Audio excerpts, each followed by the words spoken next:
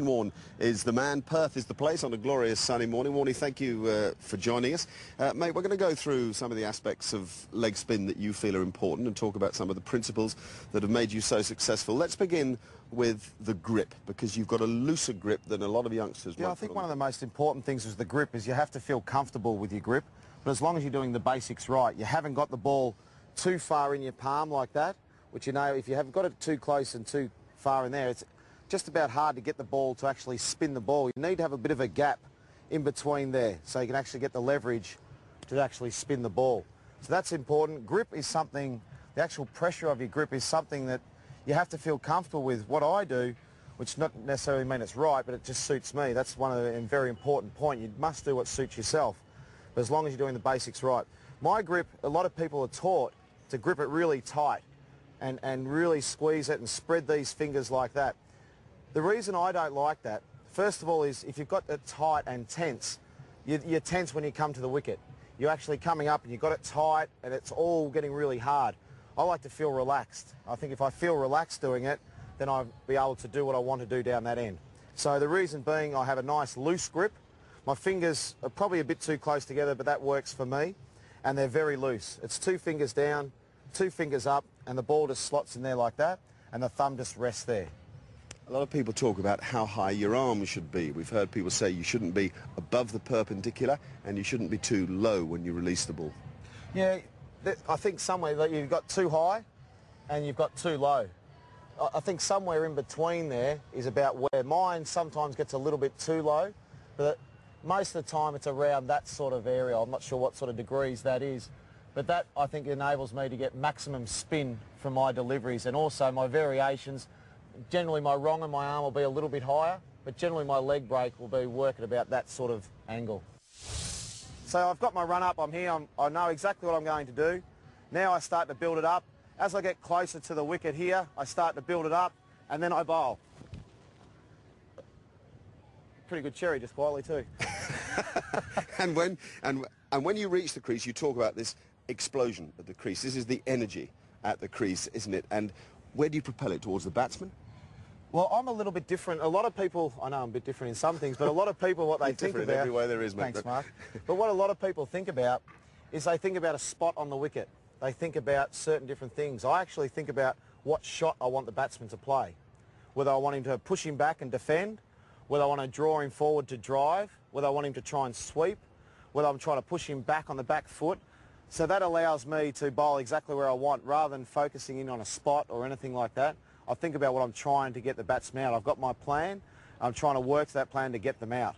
So then it's a matter of execution. You have to execute what you're trying to do with your plan, or you have to start again. Okay, and you talk sometimes, I've heard you talk about bowling up. Yep. The two things I get, sometimes I do get a bit too round arm. So my key words are think high and spin up, which means if my arm's there and I think high, it just gets it up to about there. It doesn't mean it's up there. Yeah. So I think high to get my arm up into that position, and spin up is not to make sure you spin down, but it's actually to spin the ball up. And here in Perth... That's you can to get the ball above the batsman's eye level? Well, it's to get the ball up in there. As a spin bowler, you have to deceive them in flight. No matter what sort of pace you bowl, you still have to deceive them in flight. You're not going to beat people off the pitch too much. You have to get them in the air. You have to get them to second guess what's going on. Right. And you do that in flight. Try to give us this feeling then of standing tall and spinning up. Well, the easiest thing is to do, there's a difference when you actually bowl. It's all about when you release the ball too. Sometimes if you try and do it and you're actually trying to spin the ball hard, you generally get to about into this position, then you try and spin it hard, and what happens is you drag it down.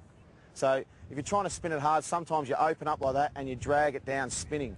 So you actually want to spin up, for me, means I get myself in that position and I spin the ball up like that.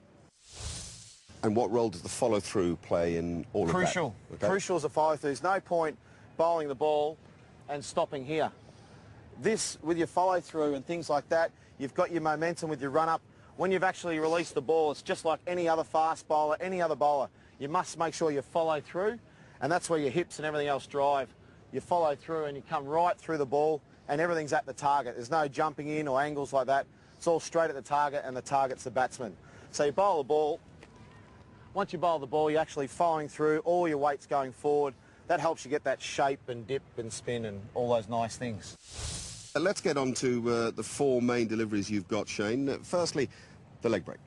The leg break, basically your wrist is in that position with the back of your hand facing your face, and that's how you bowl your leg break from right to left. That's how it goes. And then from there, you've got different versions of that. You've got more overspin with the leg break. You've got more side spin. They're all the different variations of the same delivery. But that's the basic leg break. So the back of the hand's pointing at your own face. To me, yep. Yeah. Then if you want to bowl an overspinner, it's basically just go straight over the top like that. And then so if you go to the wrong end, nearer the sky, and then the wrong end, the back of the hand's facing the batsman. Facing the batsman. Okay. So there are people that can bowl it a wrong and a lot better than what I can, but that's how I bowl mine. A lot of people can bowl them different sorts of ways and different leg breaks, but they're the basic for children trying to bowl leg breaks. If you try and get your wrist in that position for a leg break, that position for a straight one, that position for a wrong one, then hopefully you'll be okay. How does the flipper work? The easiest thing with a flipper is to click your fingers, put the ball in there, click your fingers, and try and get the ball to come up, and do exactly the same up here. Click your fingers. Give us all four. Four balls. Okay, here's the leg break. Leg break I'll first. go leg break, top spinner, wrong un, then I'll bowl a slider and a flipper. Okay. So first of all, you get your leg break, everything the same that we've talked about. Leg break. Okay, so that's got the back of the hand facing you. Yep. Then the overspinner or top spinner. Back of the hand heading towards the sky. Then the wrong un.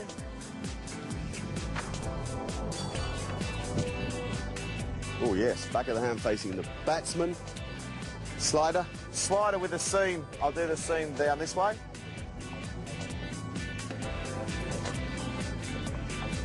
Very good mix. Sliding out the side of the hand. And now the flipper to lastly, finish the with, flipper. which is a great delivery to bowl when it comes out well.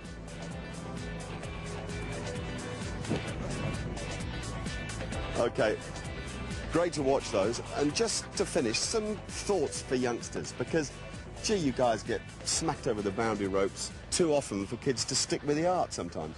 A couple of basic things I need. First of all, you need to be best friends just about with a captain, because they're the ones going to try and keep you on. You need to have a lot of love from everybody, because it's hard and it can be embarrassing sometimes. And also you've got to have a bit of courage.